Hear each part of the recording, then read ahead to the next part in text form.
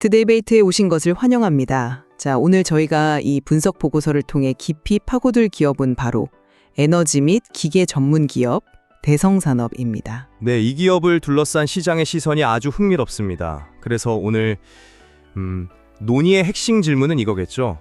과연 대성산업이 흙 속의 진주처럼 숨겨진 가치를 품은 그런 저평가된 투자처일까?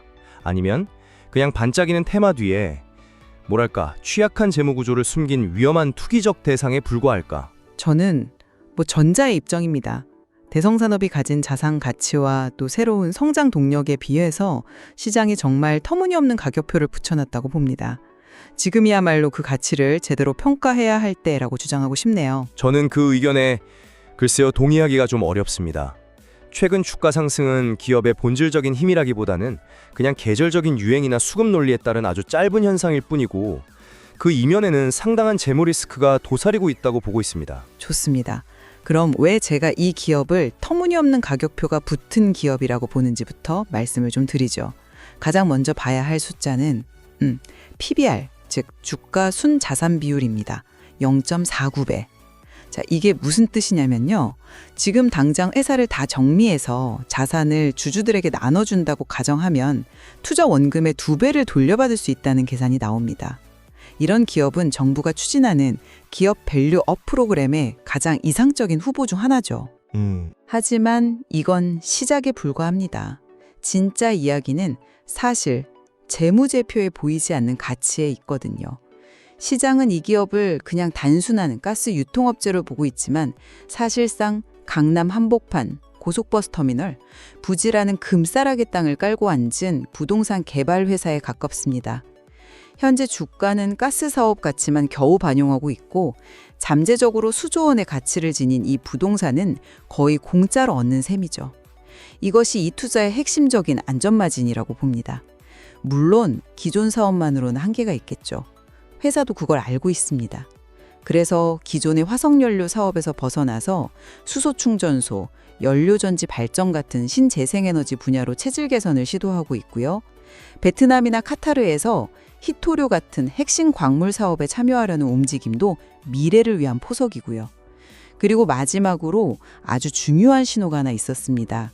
최근에 자본준비금을 이익잉여금으로 전환했는데 이게 회계 용어라 좀 어렵게 들리지만 아주 간단합니다. 이제 배당을 줄 수 있는 돈을 이만큼 확보했습니다. 라고 시장에 공표한 거거든요. 저평가된 자산, 미래 성장 동력, 그리고 주주환원 의지, 이 세 개의 톱니바퀴가 맞물려 돌아가기 시작하는 바로 그 초입에 와 있다고 생각합니다. 굉장히 장밋빛 전망처럼 들리네요. 근데 저는 그 화려한 포장지를 좀 벗겨내고 냉정한 현실을 봐야 한다고 생각합니다. 한마디로 이 기업은 이렇게 비유하면 어떨까요? 수리비가 차값보다 더 나올 것 같은 중고차와 비슷합니다. 겉보기엔 싸 보이지만 막상 들여다보면 문제가 한두 가지가 아니죠. 자, 첫째, 재무 상태가 엉망입니다. 부채 비율이 171.9%예요. 동종업계 평균이 93% 정도니까 거의 2배에 달하는 빚을 지고 있는 겁니다. 과거 디큐브시티 사업의 후유증이 아직도 발목을 잡고 있는 거죠. 매출은 1조 4천억 원이 넘어서 덩치는 커 보이는데 영업이익률은 1.47%에 불과합니다.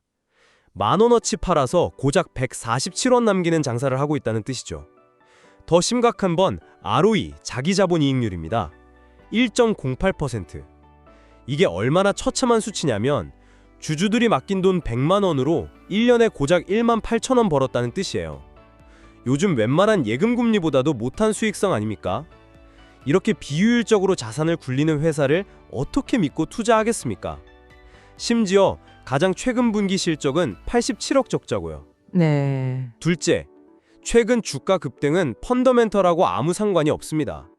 자료에도 나와 있듯이 12월 12일 주가가 왜 올랐습니까? 역대급 한파로 난방 수요가 늘 거라는 기대, 자원안보 같은 외부 테마 때문이었어요. 이건 기업이 잘해서 오른 게 아니잖아요.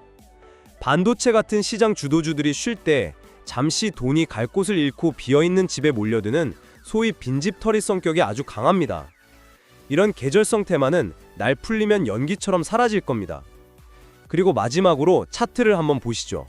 12월 12일 장중이 25%나 폭등했다가 상승분을 거의 다 반납하면서 위로 길게 꼬리가 달린 모양으로 마감했습니다. 이건 그 가격대에서 누군가 엄청난 물량을 쏟아냈다는 명백한 증거입니다. 8,100원에서 9,650원 사이에 거대한 벽이 생겨버린 거죠. 이건 누가 봐도 단기 고점 신호입니다. 미래의 청사진만으로 이 위태로운 현실을 덮을 수는 없다고 봅니다. 그 12월 12일의 움직임을 단순히 매물 폭탄, 단기 고점 신호로만 해석하는 건 글쎄요, 좀 평면적인 분석이라고 봅니다. 그날의 데이터를 좀 더 깊게 들여다볼 필요가 있어요. 평소에 하루 거래량이 몇만 주에 불과하던 시장에서 완전히 소외된 주식이었습니다.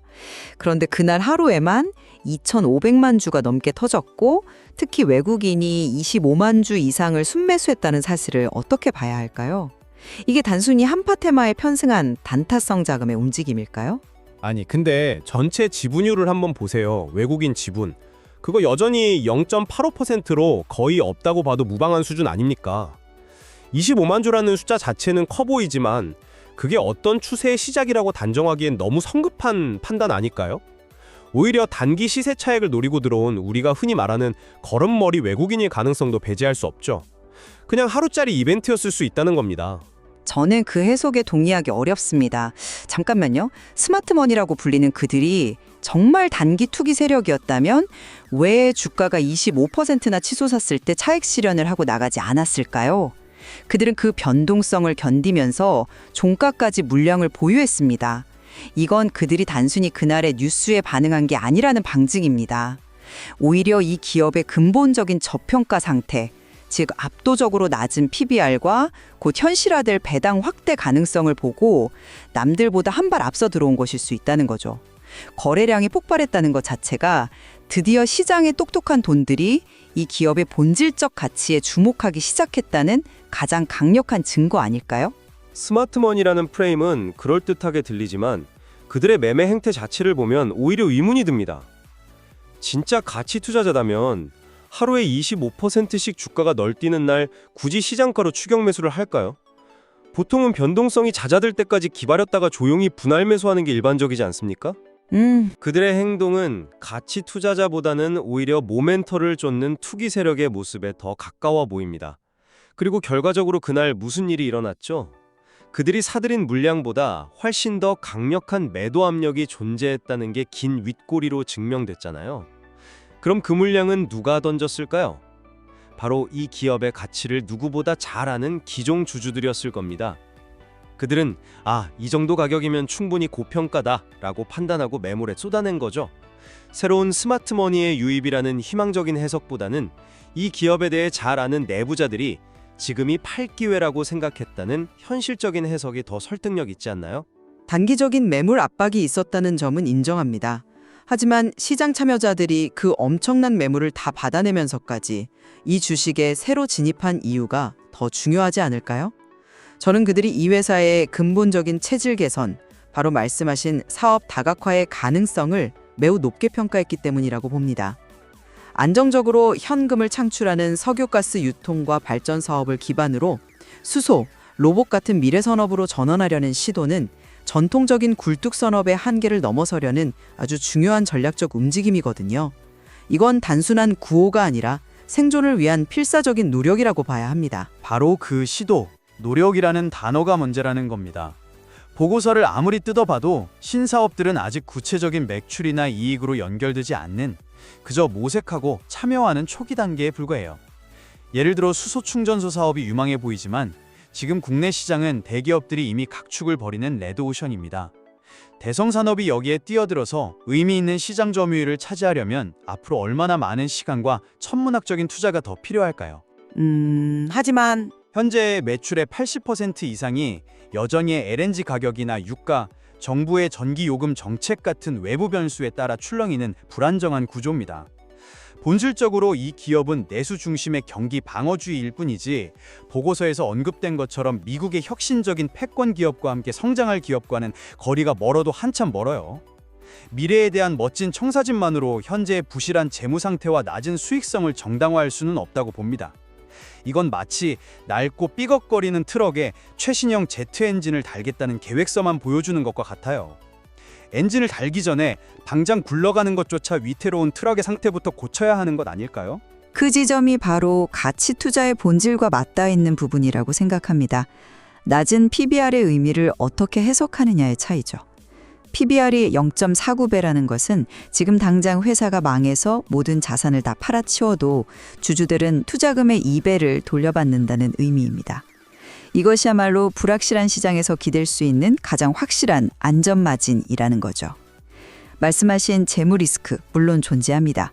하지만 오산에 있는 열병학발전소 같은 우량 자산이 꾸준히 현금을 만들어내고 있기 때문에 충분히 관리 가능한 수준이라고 봅니다. 지금의 낮은 주가는 이 기업의 본질적인 문제라기보다는 시장의 비이성적인 공포와 무관심이 만들어낸 일시적인 현상일 뿐입니다. 그리고 이런 비이성적인 저평가가 정상으로 돌아올 때 가장 큰 폭의 상승을 기대할 수 있게 해주는 지표가 바로 이 저PBR입니다. 저는 그게 바로 전형적인 가치 함정이라고 생각합니다. 낮은 PBR에는 다 그럴 만한 이유가 있는 겁니다. 마치 아까 말씀드린 수리비가 차값보다 더 나올 것 같은 중고차처럼 겉보기엔 저렴하지만 막상 사보면 돈만 계속 들어가는 거죠. 이 회사의 1%대 ROE가 바로 그 숨겨진 수리비의 정체입니다. 그 많은 자산을 가지고도 돈을 거의 못 벌고 있다는 극도로 비효율적인 경영의 증거니까요. 자산이 많으면 뭘 합니까? 그 자산이 이익을 창출하지 못하고 그냥 잠자고 있는데요. 게다가 높은 부채 비율과 100%도 안 되는 낮은 유동 비율은 그 자산의 질 자체에 의문을 갖게 합니다. 장부상으로는 자산이지만 실제로는 은행의 담보로 잡혀 있거나 당장 현금화하기 어려운 죽은 자산일 수 있다는 거죠. 성장이 멈추고 수익성이 낮은 기업에 만성적으로 따라붙는 꼬리표가 바로 저 PBR입니다. 이건 기회가 아니라 한번 빠지면 몇 년이고 헤어나오지 못하는 함정일 수 있다는 점을 분명히 경고하고 싶습니다. 종합적으로 정리해 보겠습니다. 대성산업은 PBR 0.5배 미만이라는 두 번 다시 보기 힘든 수준의 확실한 안전마진 위에 서 있습니다. 여기에 강남부지 개발이라는 재무제표에 드러나지 않은 막대한 잠재 가치를 품고 있죠. 최근의 움직임은 배당 확대를 통해 주주들과 과실을 나누겠다는 의지를 보여줬고 수소와 신재생에너지로의 사업 전환이라는 미래 성장 동력까지 장착하기 시작했습니다. 현재 주가는 내재된 리스크를 감안하더라도 그 잠재력에 비해 과도하게 비이성적으로 할인된 상태입니다. 이제 시장이 그 가치를 재평가할 시간이 임박했다고 봅니다. 제 입장을 최종적으로 말씀드리겠습니다. 펀더멘털의 실질적인 개선 없이 한파나 자원안보 같은 테마로 급등한 주가는 결국 제자리로 돌아오거나 더 깊이 하락할 위험이 매우 큽니다. 170%가 넘는 부채와 예금 금리만도 못한 수익성이라는 이 본질적인 약점이 해결되지 않는 한 신사업에 대한 기대감은 신기루에 불과할 수 있습니다. 특히 대량 거래와 함께 나타난 긴 윗꼬리는 매우 강력한 위험 신호입니다. 불확실한 미래의 꿈보다는 지금 당장의 냉혹한 현실을 직시하고 보수적으로 접근해야 할 때입니다. 오늘 대성산업의 사례는 한쪽에는 자산 가치라는 단단한 바닥이 있고 다른 한쪽에는 취약한 수익성이라는 냉정한 현실이 있을 때 투자자들이 어떤 선택을 해야 하는지에 대한 고전적인 딜레마를 아주 잘 보여준 것 같습니다. 맞습니다. 결국 이 기업의 미래 가치는 지금 모색 단계에 있는 신사업들이 구체적인 숫자로 증명되느냐, 그리고 고질적인 재무 구조를 과연 개선해낼 수 있느냐에 따라 극명하게 갈릴 겁니다. 오늘 논의가 제공된 자료를 더 깊이 있게 분석하시는데 좋은 출발점이 되었기를 바랍니다.